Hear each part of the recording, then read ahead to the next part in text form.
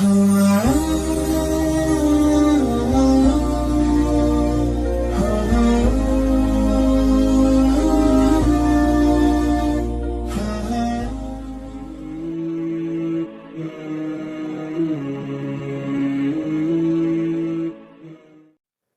আলাইকুম রহমতুল্লাহ। প্রিয় দর্শক শ্রোতা, রাসূলুল্লাহ সাল্লাল্লাহু আলাইহি ওয়াসাল্লামের অনেক সুন্নাহ আমল আমাদের বাংলাদেশে, এই ভারতীয় উপমহাদেশে মানুষ বেমালুম ভুলে গেছে, জানেও না। এবং যারা জানে, যারা জানে না তাদের কাছে বলে না, যাও বলে তা আবার আমল করে না। এই অবস্থায় আমি আপনাদের সামনে এসেছি চন্দ্রগ্রহণ সূর্যগ্রহণ সম্পর্কে কোরআন সুন্নাহর দিক নির্দেশনা কি বলা হয়েছে। রাসূলুল্লাহ সাল্লাল্লাহু আলাইহি ওয়াসাল্লাম বলেছেন, আশ-শামসু ওয়াল কামারু আয়াতানে মিন আয়াতিল্লাহ। চাঁদ এবং সূর্য আল্লাহর দুটি নিদর্শন, আল্লাহর অনেকগুলো নিদর্শনের মধ্যে এটা দুইটা বড় নিদর্শন। সুতরাং যখন চন্দ্রগ্রহণ হয় এবং সূর্যগ্রহণ হয়, রাসূলুল্লাহ সাল্লাল্লাহু আলাইহি ওয়াসাল্লাম তখন বললেন যে তোমরা চন্দ্রগ্রহণ এবং সূর্যগ্রহণের নামাজে দাঁড়িয়ে দাও এবং চন্দ্রগ্রহণ সূর্যগ্রহণে লম্বা নামাজ আদায় করো। তিনি আরো বলেছেন, কোন মানুষের জন্মের কারণে অথবা কারো মৃত্যুর কারণে চন্দ্রগ্রহণ সূর্যগ্রহণ হয় না। আমরা বলে রাখতে চাই, চন্দ্রগ্রহণ সূর্যগ্রহণ কাকে বলে? চন্দ্রগ্রহণ সূর্যগ্রহণ হচ্ছে এই যে চন্দ্র এবং সূর্যের আলো নিষ্প্রভ হয়ে যায়।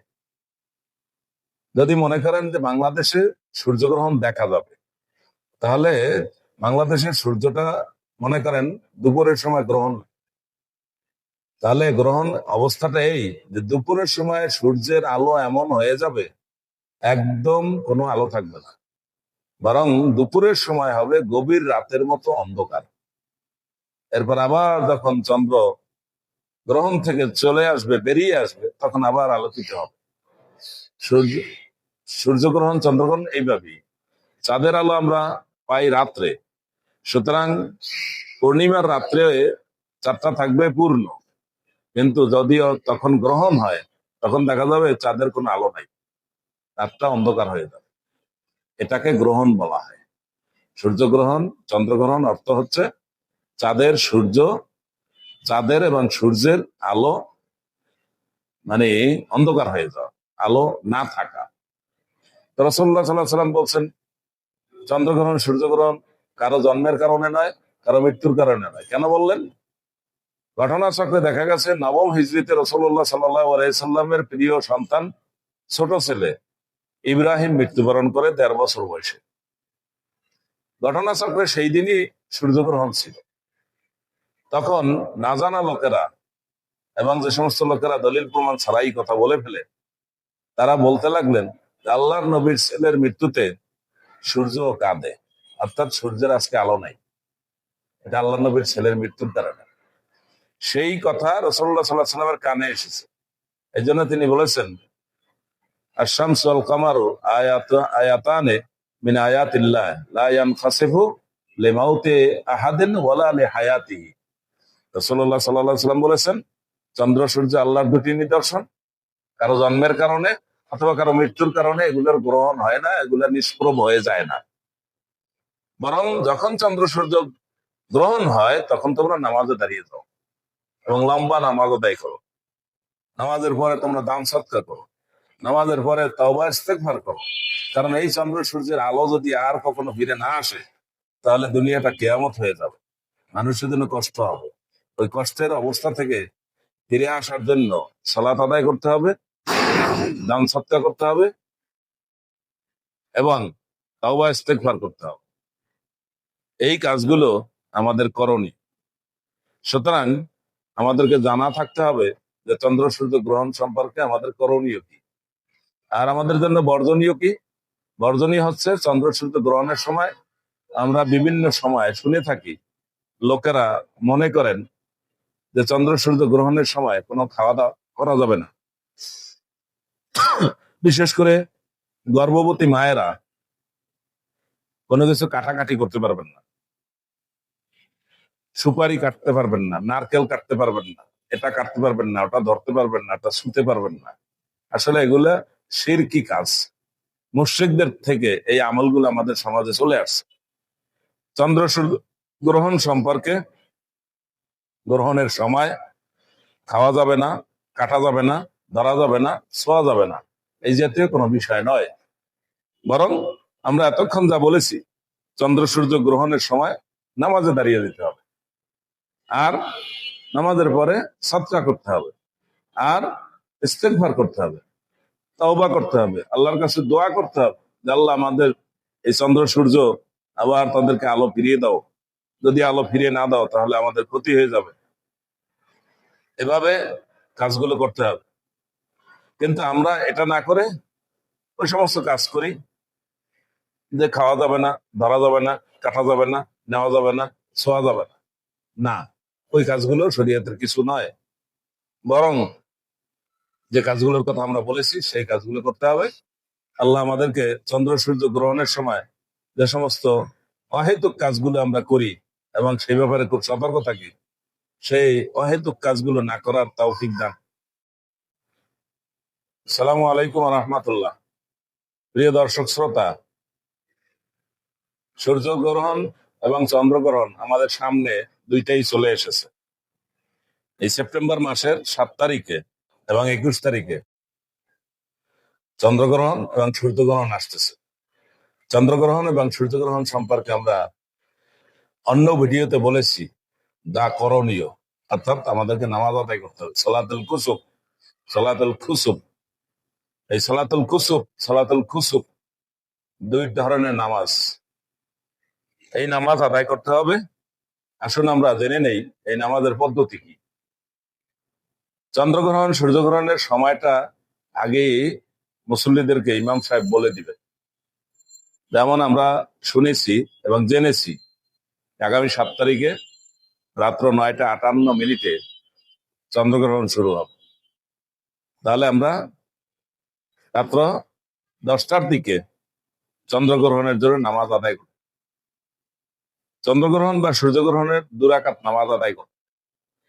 আমাদেরকে জেনে নিতে হবে এই নামাজের পদ্ধতি কি। স্বাভাবিকভাবে 2 রাকাত নামাজ আদায় করলেই চন্দ্রগ্রহণ সূর্যগ্রহণের নামাজ হবে না, বরং এই নামাজ ব্যতিক্রম। এবং আপনারা একটু চিন্তা করলে দেখবেন 5 ওয়াক্ত নামাজ এক ওয়াক্তের থেকে আর এক ওয়াক্ত একটু ব্যতিক্রম। জোহরের নামাজ যে কয় রাকাত, আসরের নামাজ সে কয় রাকাত না। আসরের নামাজ যে কয় রাকাত, মাগরিবের নামাজ সেই পদ্ধতিতে না। মাগরিবের নামাজ যে কয় রাকাত, এশার নামাজ সেরকম না। এশার নামাজ যেরকম, ফজরের নামাজ সেরকম নয়।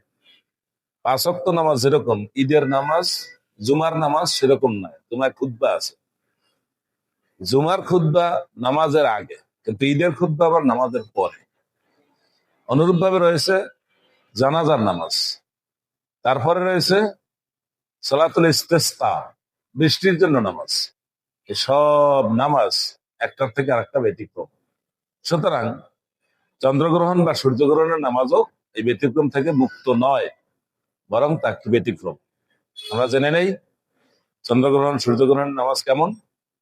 এ সম্পর্কে 2 রাকাত নামাজ পড়তে হবে যখন চন্দ্রগ্রহণ সূর্যগ্রহণ শুরু হবে এবং যতক্ষণ চলবে, লম্বা সময়, যতদূর সম্ভব লম্বা সময়ে নামাজ আদায় করতে হবে। এই নামাজ একটু ব্যতিক্রম। সেটা হচ্ছে এই, স্বাভাবিকভাবে 2 রাকাত নামাজের জন্য ইমাম সাহেব নামাজ আদায় করার চেষ্টা করবেন এবং তিনি তাকবীরে তাহরিমা বলে নামাজ শুরু করে দিবেন। জাহরি কেরাত, তিনি জোরে তেলাওয়াত করবেন। প্রথম রাকাতে সূরা ফাতিহা পড়বেন, লম্বা সূরা পড়বেন। এরপর লম্বা রুকু করবেন। লম্বা রুকুর পরে তিনি আবার দাঁড়িয়ে যাবেন। দাঁড়িয়ে আবার তিনি সূরা ফাতিহা পড়বেন। আবার তিনি লম্বা সূরা পড়বেন, তবে আগের চাইতে লম্বা নয়। এরপর আবার তিনি লম্বা রুকু করবেন, তবে আগের চাইতে লম্বা নয়। তিনি সামি আল্লাহু লিমান হামিদা বলে দাঁড়াবেন। এরপর সুবিধা মতো তিনি সেজদায় চলে যাবেন। 2 সেজদা করে তিনি আবার দাঁড়াবেন। আবার দাঁড়িয়ে সূরা ফাতিহা পড়বেন, তার সাথে লম্বা সূরা পড়বেন, আগের চাইতে লম্বা নয়। তারপর রুকু করবেন, আগের মতো লম্বা নয়। লম্বা, কিন্তু আগের মতো লম্বা। আবার তিনি দাঁড়াবেন, আবার তিনি দাঁড়িয়ে সূরা ফাতিহা পড়বেন, সূরা ফাতিহার সাথে আবার লম্বা সূরা পড়বেন, তবে আগের সূরার চাইতে লম্বা নয়। আবার রুকু করবেন, তবে আগের রুকুর চাইতে লম্বা নয়, তবে রুকুর স্বাভাবিকভাবে লম্বা হবে। এরপর সিজদা করবেন। সর্বশেষ তিনি সালাম বলে নামাজ থেকে অবসর নেবেন।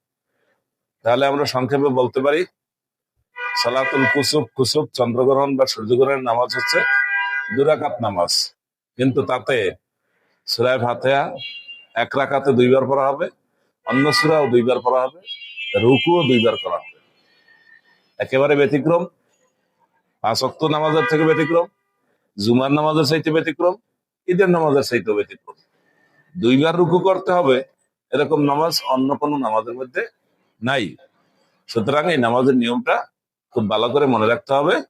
2 বার সূরা ফাতিহা, 2 বার লম্বা সূরা, 2 বার রুকু, তার মানে 1 রাকাত।